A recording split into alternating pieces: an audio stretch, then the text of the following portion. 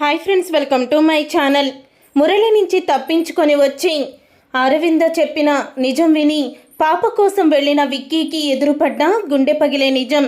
నిజంగానే విక్కీకి పాప గురించి అరవింద నిజం చెప్పిందా? అసలు పాప గురించి వెళ్ళిన విక్కీకి ఎటువంటి నిజం తెలిసింది, అసలు ఏం జరిగింది అనేది ఈ వీడియోలో తెలుసుకుందాం. విక్కీ కారులో పడుకోబెట్టిన అరవింద్ పాపనైతే విక్కీ చూసి తను ఒక అనాథేమో అనుకొని అనాథాశ్రమంలో వదిలిపెడతాడు. కానీ తను ఆ పాపని వదిలిపెట్టలేక అక్కడి నుంచి వచ్చేటప్పుడు నేను ఈ పాపని ఎందుకు వదలలేకపోతున్నాను అని అనుకుంటూ ఉంటాడు. ఇప్పుడు అక్కకి కూడా అమ్మ పుట్టింది, అమ్మ కూడా బహుశా ఇలాగే ఉంటుందేమో అని అనుకుంటూ ఉంటాడు. తన డీటెయిల్స్ అన్నీ కూడా ఆశ్రమం అతనికి ఇచ్చేసి విక్కీ అయితే తిరిగి వస్తాడు. పద్మావతిని ఇంకా అపార్థం చేసుకున్న విక్కీకి అయితే పద్మావతి అరవింద్ వదిన్ని చంపేస్తానని మురళి వీడియో కాల్ చేసి బెదిరించడంతో ఏం చేయాలో అర్థం కాక నేను కేసు వాపసు తీసుకున్నానని విక్కీకి చెప్పేస్తుంది. మీ మట్టికి నువ్వు నిర్ణయాలు తీసుకొని ఇప్పుడు మా అక్క జీవితాన్ని నాశనం చేశావు.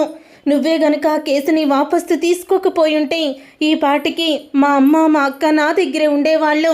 నువ్వు చాలా తప్పు చేశావు అని విక్కీ అయితే అంటూ ఉంటాడు పద్మావతితో. ఇక ఎప్పటికీ కూడా నేను నిన్ను క్షమించను అని చెప్తూ ఉంటాడు. ఇక అరవింద్ అయితే పాప విక్కీ దగ్గరే ఉంటుందని చాలా ఆనందపడుతూ ఉంటుంది. ఇక మురళి అయితే అరవింద దగ్గరికి వెళ్ళి ఆస్తి పత్రాల మీద సంతకం పెట్టమని అడుగుతాడు. కానీ నా గొంతులో ప్రాణం ఉండగా నీకు ఆస్తిని నేను దక్కనివ్వను, ఏం చేసుకుంటావో చేసుకో అని అంటూ ఉంటుంది. అరవింద్ అయితే అప్పుడే మురళి అయితే నీకు 2 రోజులు టైం ఇస్తున్నాను, ఈ 2 రోజుల్లో కనుక నువ్వు ఆస్తి పత్రాల మీద సంతకం పెట్టకపోతే మాత్రం ఏం చేస్తానో చూడు, నిన్నే చెయ్యను. విక్కీ, పద్మావతి, నీ కుటుంబం మొత్తాన్ని బాంబు పెట్టి పేల్చేస్తాను అని అంటూ ఉంటాడు. మురళి అయితే నీ కుటుంబం పోయాక ఆస్తినేం చేసుకుంటావు నువ్వు అని అడుగుతూ ఉంటాడు.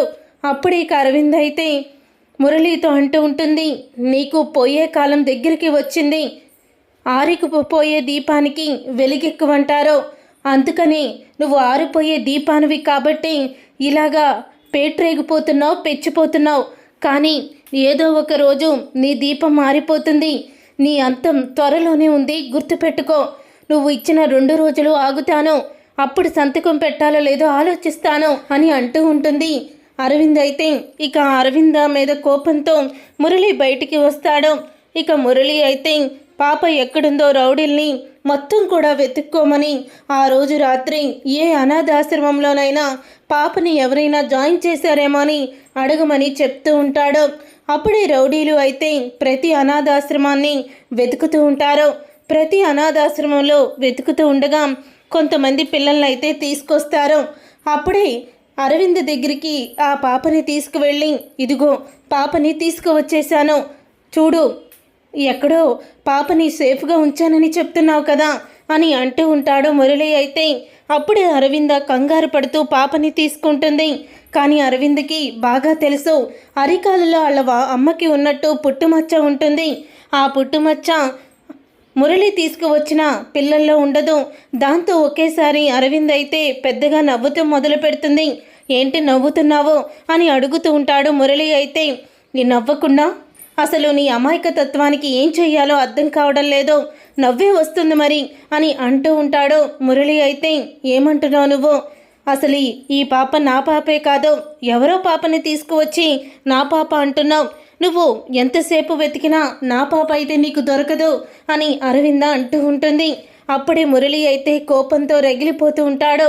2 రోజుల తర్వాత ఇక పద్మావతి అయితే ఒకరోజు మురళిని ఫాలో అవుతూ వెళ్ళి అరవింద ఎక్కడుందో తెలుసుకుంటుంది. ఇక అరవింద్ ఎక్కడుందో తెలుసుకొని అరవింద్ దగ్గరికి వెళ్ళి అరవింద్ని మురళి దగ్గర నుంచి తప్పిస్తుంది. ఇక అరవింద, పద్మావతి ఇద్దరు కూడా విక్కీ దగ్గరికి అయితే వస్తారు.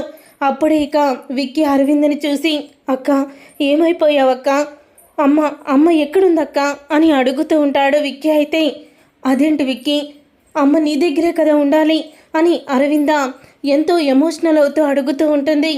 అక్క, అమ్మ నా దగ్గర ఉండడం ఏంటి, ఇప్పటికి నేను అమ్మని చూడలేదక్క అని అంటూ ఉంటాడు.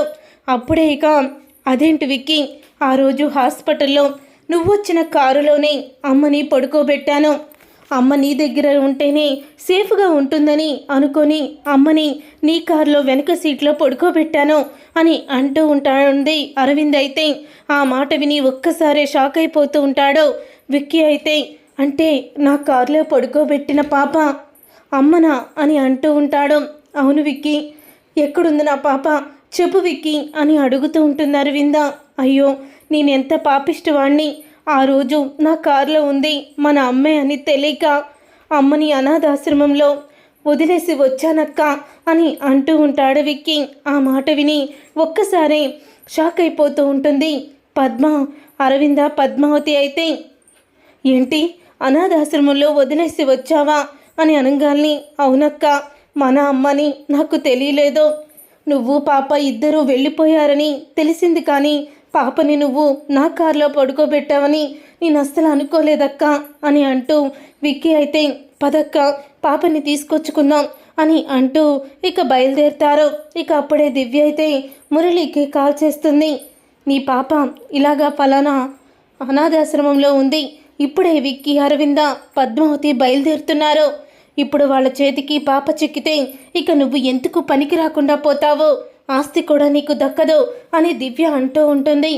అప్పుడే ఇక మురళి అయితే అది జరగని పని, నేనే ఇప్పుడు అక్కడికి వెళ్తున్నాను అని కొంతమంది రౌడీల్ని తీసుకువెళ్ళి విక్కీ వాళ్ళు వెళ్ళక ముందే అనాథాశ్రమం మొత్తాన్ని తగలబెట్టేస్తాడు మురళి. అయితే ఇక అనాథాశ్రమం మొత్తం కూడా తగలబెట్టేయడంతో దాంట్లో ఉన్న చాలామంది పిల్లలు అయితే చనిపోతారు. కానీ ఆశ్రమంలో పెద్ద ఆయన అయితే అరవింద బిడ్డని తీసుకొని బయటపడతాడు. అరవింద బిడ్డని తీసుకొని బయటపడి ఇక పాపని తీసుకొని ఆయన అక్కడి నుంచి పారిపోతాడు. విక్కీ, అరవింద, పద్మావతి ముగ్గురు కూడా అనాథాశ్రమం దగ్గరికి వచ్చేసరికి అనాథాశ్రమం కాలి బూడిదవుతూ ఉంటుంది.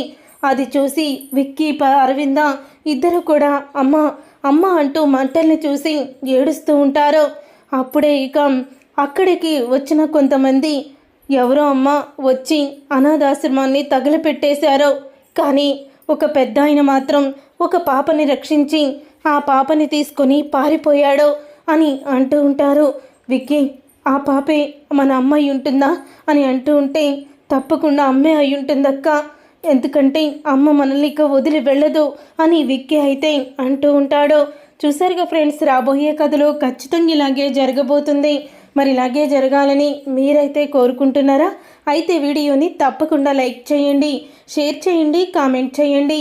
నువ్వు నేను ప్రేమ సీరియల్ అప్కమింగ్ ఎపిసోడ్స్ని టీవీలో కన్నా ముందుగా చూడాలనుకుంటున్నారా? అయితే వెంటనే ఛానల్ని సబ్స్క్రైబ్ చేసుకొని పక్కనే ఉన్న గంట సింబల్పై ఆల్ అని క్లిక్ చేయండి. అప్పుడే మేము పెట్టే ప్రతి వీడియో మీరు మిస్ కాకుండా చూసేవచ్చు.